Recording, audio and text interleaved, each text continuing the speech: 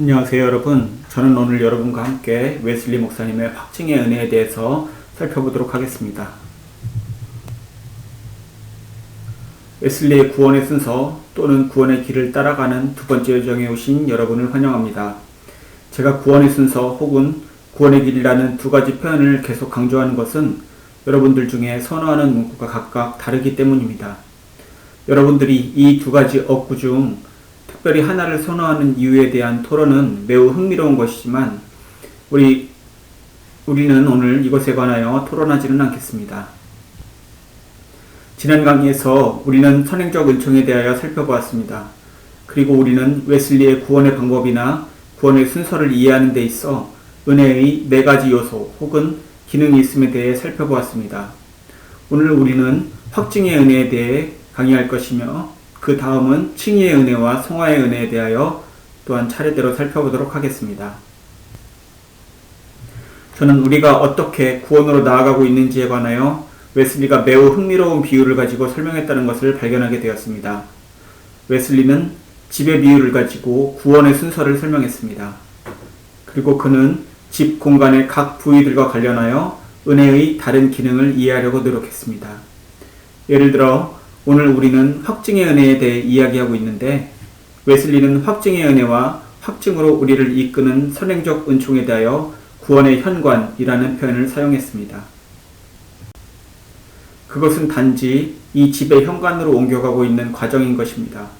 그리고 웨슬리는 흥미롭게 칭의를 구원의 출입구 혹은 현관이라고 이야기했습니다. 우리는 칭의의 은혜에 관하여 다룰 때 이것에 관해 자세한 논의를 한번 해보도록 하겠습니다. 그리고 마지막으로 웨슬리는 집을 점령하여 완전하게 그곳에 거주하는 것을 성화의 은혜라고 불렀습니다. 저는 여러분이 이러한 비유들을 염두에 두고 강의에 참여하시면 구원의 순서에 관하여 좀 더 쉽게 이해할 수 있으리라고 생각합니다.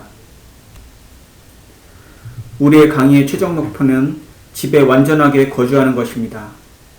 웨슬리의 구원의 순서에 의하면 그 최종 목표는 바로 우리의 삶이 그리스도의 형상으로 완전히 변형되는 성화입니다. 확증의 은혜는 지난 시간에 우리가 논의하였던 선행적 은혜의 바로 뒤에 오는 것입니다. 선행적 은혜는 하나님께서 우리의 죄악으로 인해 발생하는 최악의 경우들을 극복할 수 있도록 해주심으로써 우리가 하나님의 구원 요청에 자유롭게 응답할 수 있도록 해주는 은혜입니다. 물론 선행적 은혜로 인하여 우리가 하나님과의 올바른 관계로 자동적으로 이동된다는 것은 아닙니다. 단지 선행적 은혜는 이것을 가능하게 해주는 은혜라는 것입니다.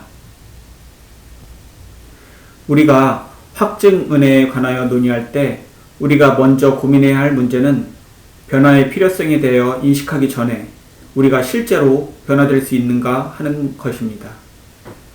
우리는 많은 사람들이 그들의 깨진 관계에 대하여 전혀 불편함이 없는 것처럼 보이는 세상에 살고 있습니다. 우리는 그러한 변화를 보기 전에 먼저 우리들의 깨어진 관계에 대하여 불편함을 느껴야만 합니다. 따라서 우리는 우리의 관계의 깨짐을 인식하고 우리가 변화해야 할 필요성을 인식해야 합니다. 그런 다음에야 우리는 우리를 이끄시는 하나님께 응답할 수 있습니다.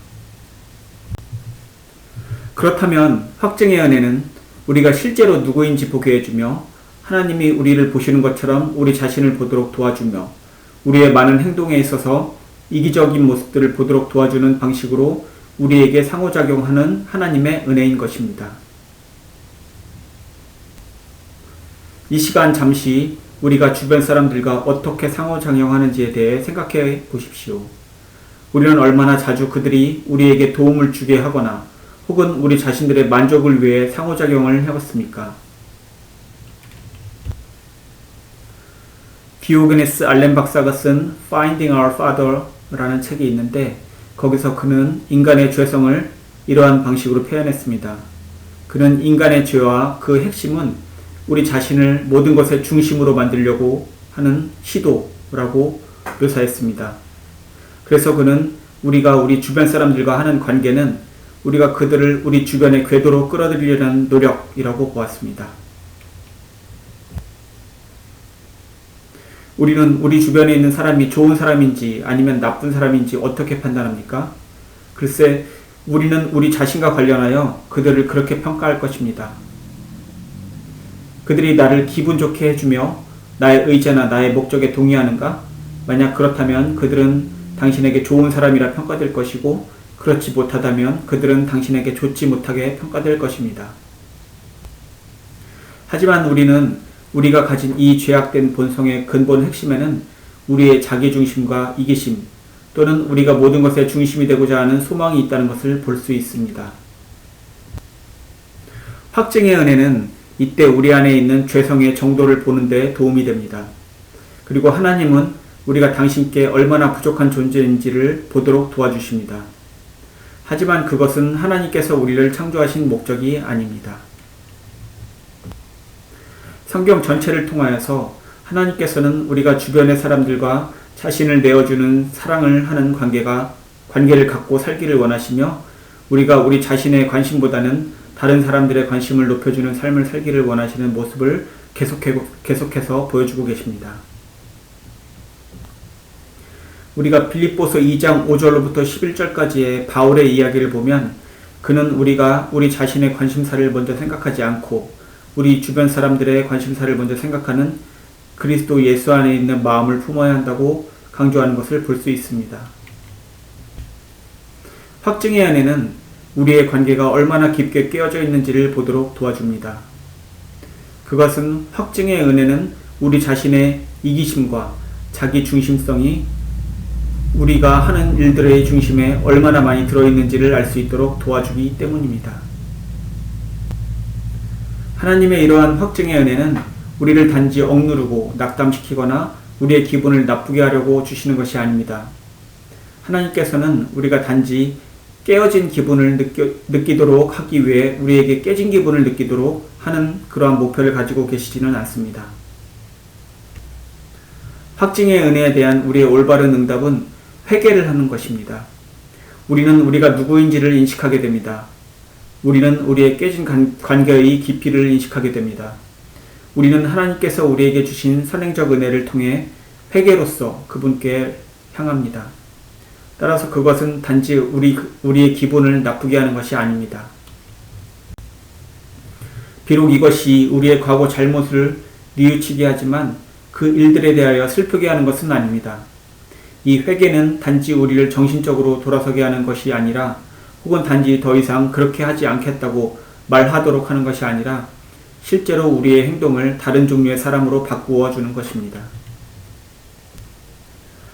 하나님을 다른 방식으로 생각해 보십시오. 우리 주변의 사람들에 대하여 다른 방식으로 생각해 보십시오. 웨슬리는 우리가 아직 집 안에 거주하고 있다고 이야기하지 않습니다. 우리는 확신과 회개의 단계에 있기는 하지만 우리는 아직 집에 살고 있지는 않습니다. 우리는 여전히 구원의 현관에 있지만 하나님은 우리를 올바른 방향으로 움직이고 계십니다. 확증의 은혜는 우리의 깨진 관계를 보게 하고 우리가 변화가 필요하다는 것을 보도록 도와줍니다. 확증의 은혜는 우리에게 회개를 요구합니다. 그리고 우리가 회개로 응답할 때 우리는 이미 다음 단계인 칭의의 은혜로 넘어가게 되는 것입니다. 이것에 대해서는 다음 강의에서 이야기하도록 하겠습니다. 감사합니다.